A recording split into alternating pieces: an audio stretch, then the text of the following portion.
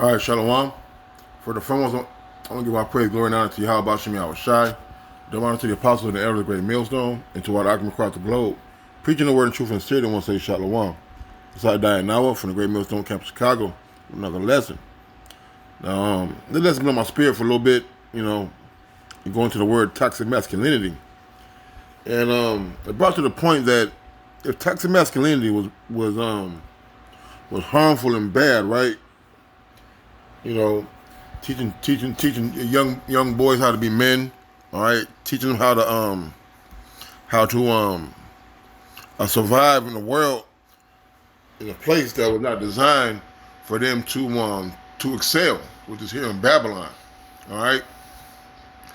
So if toxic masculinity was all bad, then that means that all the single moms, all right, who have no men in the households, their children would turn out great, as opposed to what statistics say that those who don't have a father in the home are more likely to drop out of school, do drugs in jail, and things of that nature. So, is toxic masculinity truly bad? And the answer is no. All right, Salaki. So I'm gonna get into the question, or get into some of this, and it says, "What is toxic masculinity?" It says toxic masculinity involves cultural pressures for men to behave in a certain way, and likely this affects all boys and men in some fashion. All right, and what's wrong with that? Because boys are supposed to behave a certain way. All right, boys and girls, men and women, male and female. There are two different types of people, man, spirits. All right. All right, there are traditional roles for men and there are traditional roles for women, which the Lord set up. All right, there's nothing wrong with you teaching your son how to defend himself. All right, how to be a leader and not to follow the fashion of this world. Okay, how to work with his hands, so to speak. How to not be emotional in making decisions. Okay. All right, not dressing up as a girl or doing things that pertain to women and vice versa for women not to be manly, out there, driving forklifts and just doing manly ass work, man. Speaking manly, all right, dressing manly, all right. So toxic masculinity, hey, there's nothing wrong with it, all right. The toxic masculinity refers to the notion that some people's idea of manliness perpetuates domination, homophobia, and aggression. Right? But the Lord called men to be man, to be leaders and heads of households. All right, and to be looked at and to be viewed as being somebody strong, man. All right. Now, is everybody gonna be a boxer or a fighter? No, but they're gonna have traits and characteristics, all right, of being a leader, being assertive, okay, looking people in the eye when you speak to them, shaking their hand with a firm shake, all right, things of that nature. And homophobia, hey, look, it's not being homophobia, okay, being homophobic, all right, it's about what's right and what's wrong, man, all right. So when you're teaching your son, hey, all right, boys like girls and girls like boys, not boys liking boys and girls liking girls, okay? We don't teach homophobia. We teach the law, statutes, commandments of the Lord. All right, we don't see so-called moles, as the apostle like to say. When we see them, we're not scared of them. We don't think, we know we can't catch it. All right, but at the same time, all right, when we see those things, yeah, we should be telling our children that that's the wrong way to go, man. All right? And aggression, hey, there's nothing wrong with being aggressive, man. A man's natural character is to be assertive, all right, to be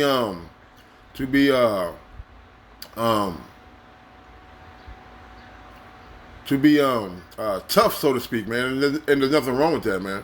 All right, a man should have some form of toughness in him, some form of aggression. All right. It says this idea that men need to act tough and avoid showing all emotions can be harmful to their mental health and can have serious consequences for society This is how it became known as toxic masculinity. All right. It says, all right. So basically, all right, it says that this idea that men need to act tough.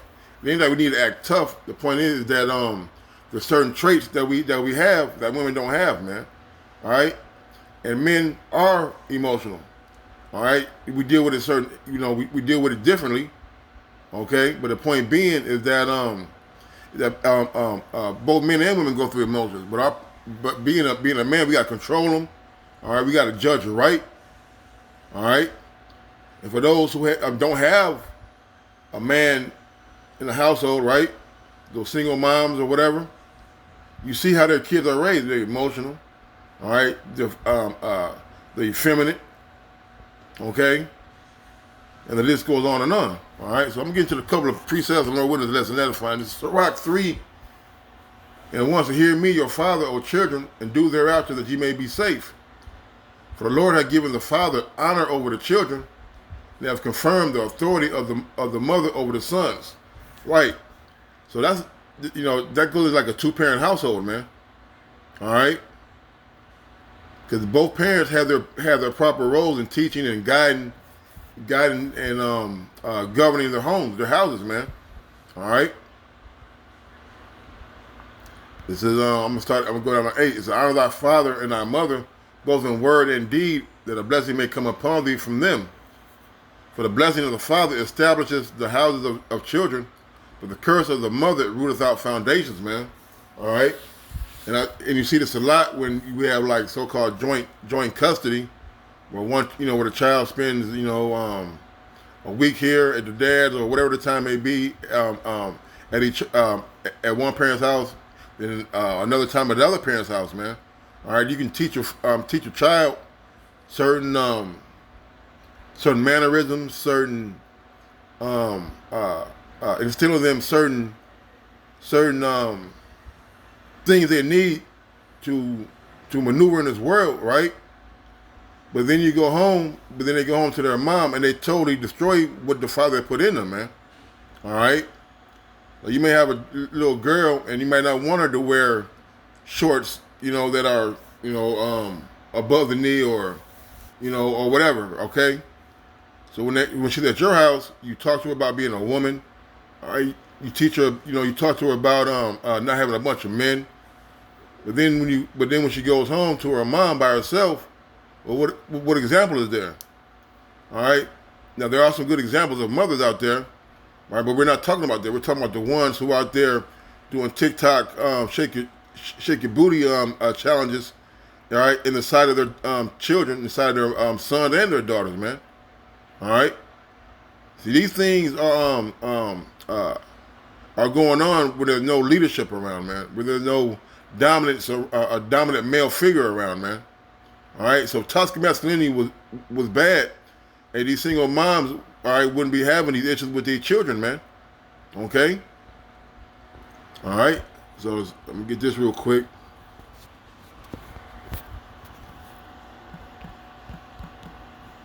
Wow.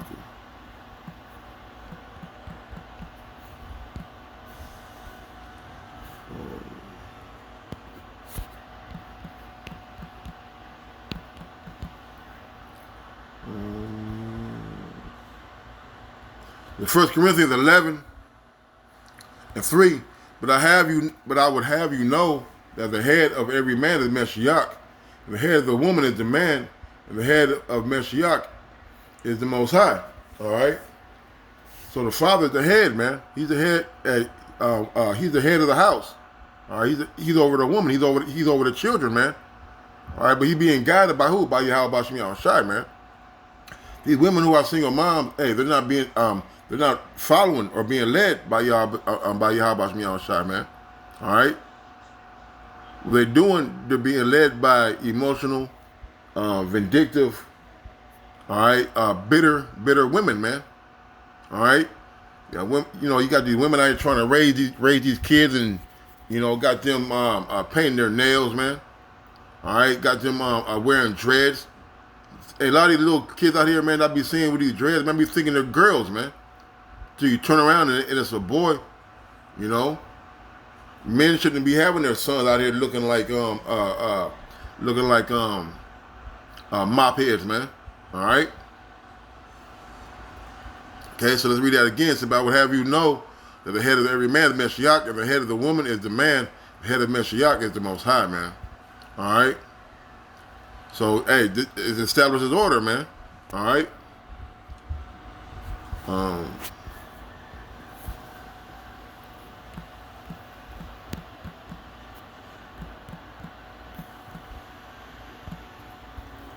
There's Titus 2:1 said, but speak thou the things which become sound doctrine, that the aged men be sober, grave, temperance, sound of faith and charity, patience. The age, right?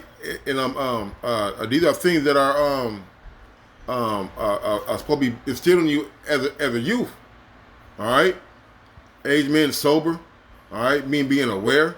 All right, grave, temperate, being balanced, sound of faith and charity, and then patience, not being emotional, man. All right, not being ruled by your emotions. It says verse 3, there's the aged woman likewise that they be in behavior and become of holiness, not false accusers, not giving them too much wine, teach them good things, man. So you got these women who question their kids about what happened at daddy's house, or what did your dad talk to you about, all right? Or when I'm gone, hey, you watch your dad and you tell me everything that he does when I come home, man. All right, and that's what they do, man. All right, they end up turning the kids against the fathers. All right, and they create a pattern of mistrust.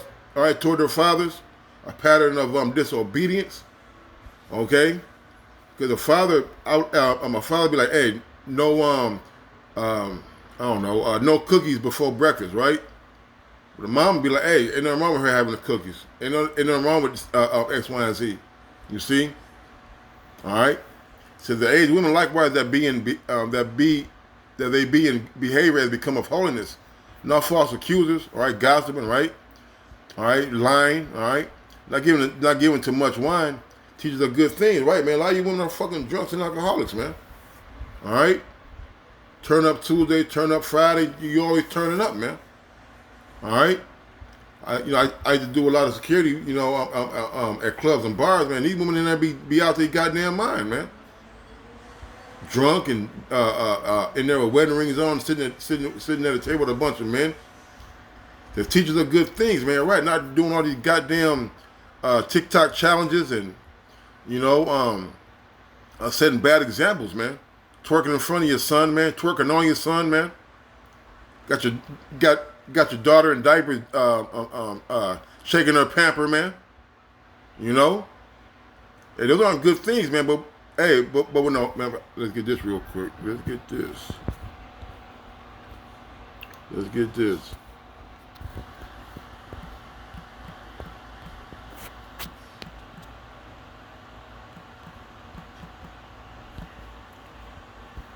I think it might be in Apocrypha. With no hedges, possession is spoiled. Let me see.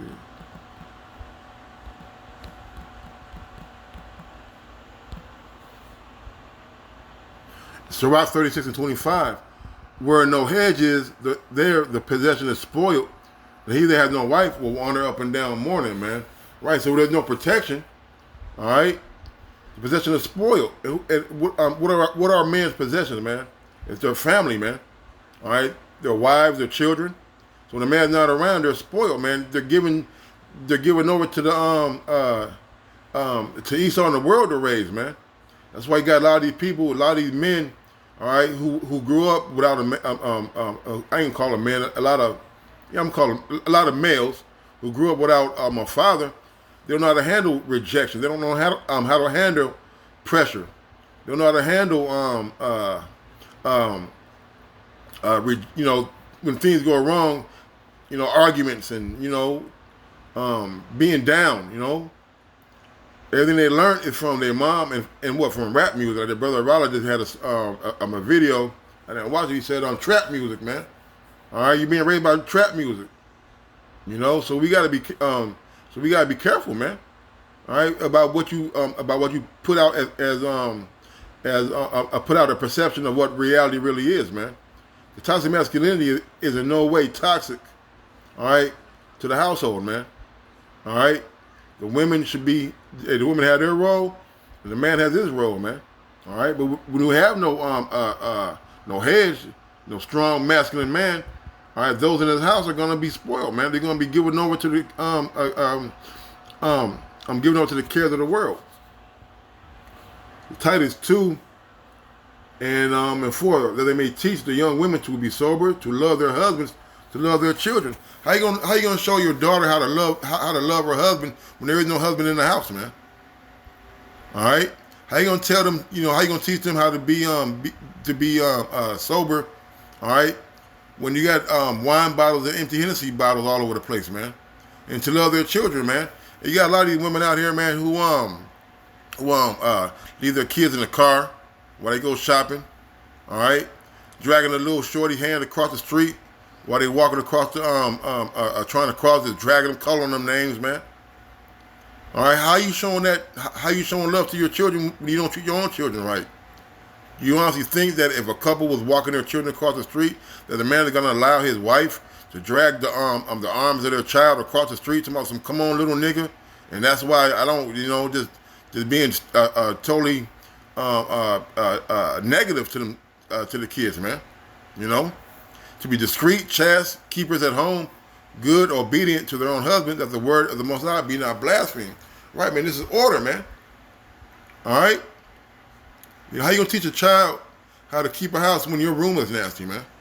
How you gonna show your daughter how to please her husband when you don't please your husband, man? And then you get mad when she out there following in your footsteps, man. Be discreet, be chaste, keepers at home, good, obedient to their own husbands, man. How you gonna teach your daughter to be obedient, to her husbands when she hears you on the phone talking all types of talking down to her dad, man? Okay. See, without the man in the household, man, all these things, are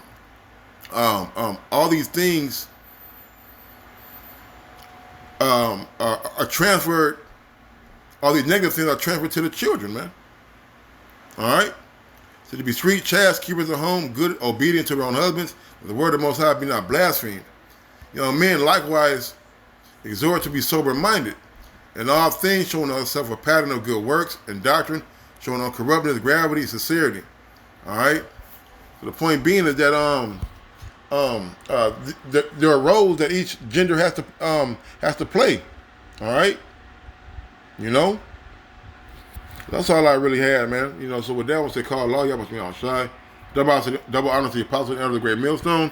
Till next time, shalom and a Bible ball.